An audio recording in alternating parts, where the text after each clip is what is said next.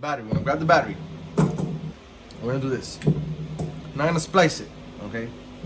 I don't like how that looks. So we're gonna go ahead and cut it and just add it to it.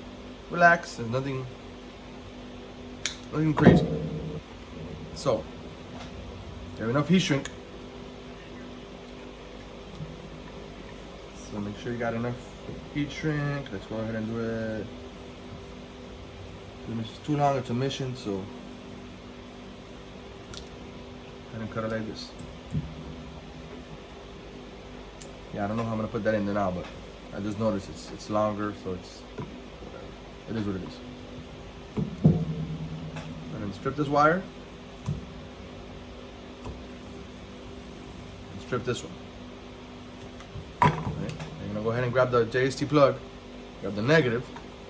Let's go ahead and cut up negative. As you see, you already have a lot of wire here. So this doesn't really have to be that long. It could actually be shorter, but the fact is I don't know how I'm gonna position it. I'm gonna go ahead and keep it like that for now long, and if anything I'll come back and I'll redo it. You got a lot of wire. And again, at the end of the day, you still have another one in worst case scenario.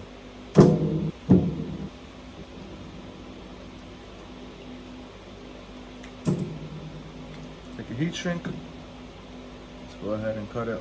So now it's gonna be a little bit shorter, so yeah, just like that. Slide down to over here. It's cool down enough that you could touch it now. So yeah. Now here, you're gonna be like, oh, I can't wrap it around. You just put a little bit more wire. Remember, at the end of the day, it gets soldered. Just a little bit hot. That's fine. Soldering iron. Now you're just gonna press. Press, and you're gonna see it somewhat absorbs it in and into the other one. You see how it's splitting apart?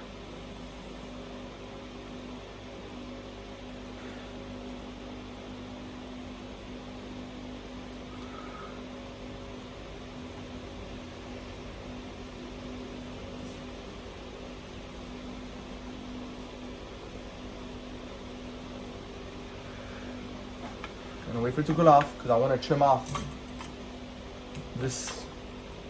What is it? This chunk right here. I want to trim that off. I don't like how it looks. See?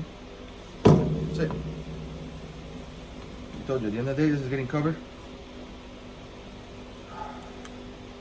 But these wires, you gotta press them together because otherwise it's not gonna let you. So hold on, I'm gonna need a pair of pliers for this. Because the soldering is stiffened up, so there's a solder.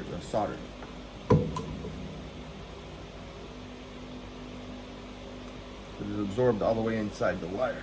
It's fine. So you don't have to know this. It's not my preference, but that's it. Now you go ahead and grab your lighter or heat gun.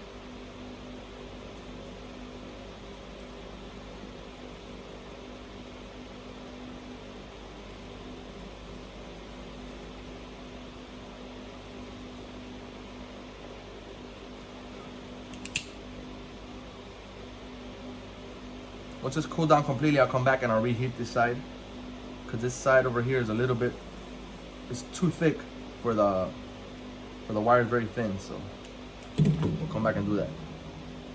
Okay. So we got this one done. Now we could let's go to the positive. The same thing. Expose the wire. I'm gonna expose a little bit more of this one.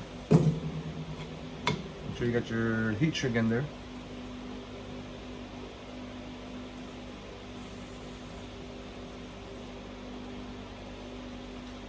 They're just taking forever. I'm talking too much.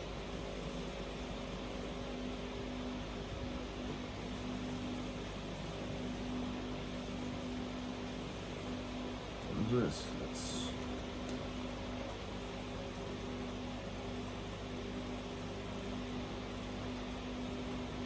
it's already on there. So before you do that, open it up.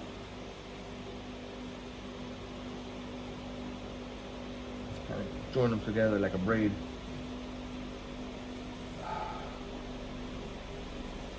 Make sure it fits in there.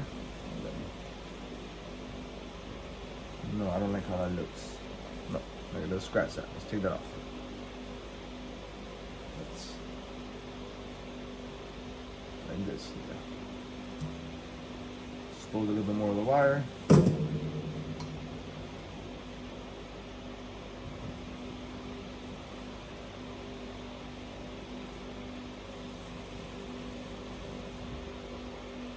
See, there we go. That looks better.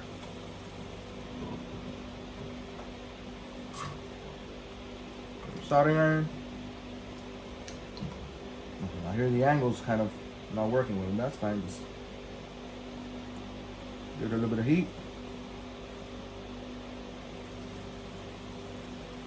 The reason why this is doing so quick is because I have it at the highest setting. You don't have to. If you have a cheaper soldering iron, that's fine. You don't need nothing professional for this, man. This is, like I said, I'm always gonna use what I have. I'm not gonna go out on a mission and buy tools unless it's something I really need. You know. Remember, this is a hobby. This is not supposed to. You're always gonna break the bank buying the toys. So the simple stuff, if you get away using a cheaper tool, if it works, go for it. I'm a big fan of Harbor Freight. Fan of older Harbor Freight about 10 years ago, but now it is what it is. But yeah, so some stuff, yeah. You know, it's not like working on a car or something of that nature. You need a specific tool.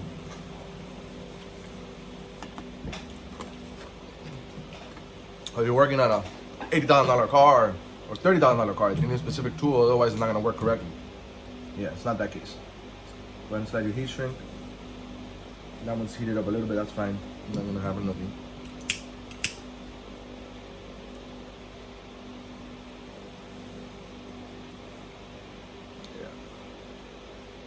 And you can use a heat gun if you have one, or just a regular lighter or a little torch like this is. Just remember, don't get too close because you will burn it.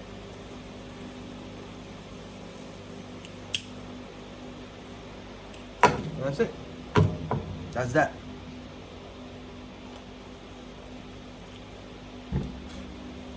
If you want to, because it's going to be, for example, if it's a tight fit because the battery you got is bigger, and they might be touching together or rubbing, wrap it again. It's all, you know, not the end of the world. Let's see here. It's too big. Never mind. Not even gonna try it. So yeah. So then we're gonna go to this. We grab the battery. Remember, negative, positive. That's it. And there you go. 10.8 volts.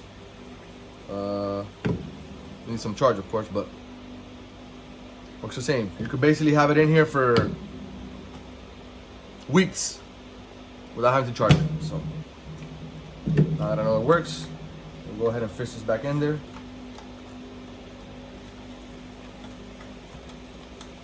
Remember, you're not gonna be, whatchamacallit, you're not gonna be putting this off. You're not gonna be taking this off every day. Maybe once in a blue moon. Okay, here's the deal. You could either, one, put this tray back in there and use it to sit on this, which might work, or you could just. And it was at this moment I knew I fucked up.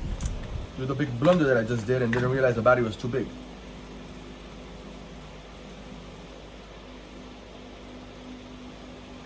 Fucking idiot.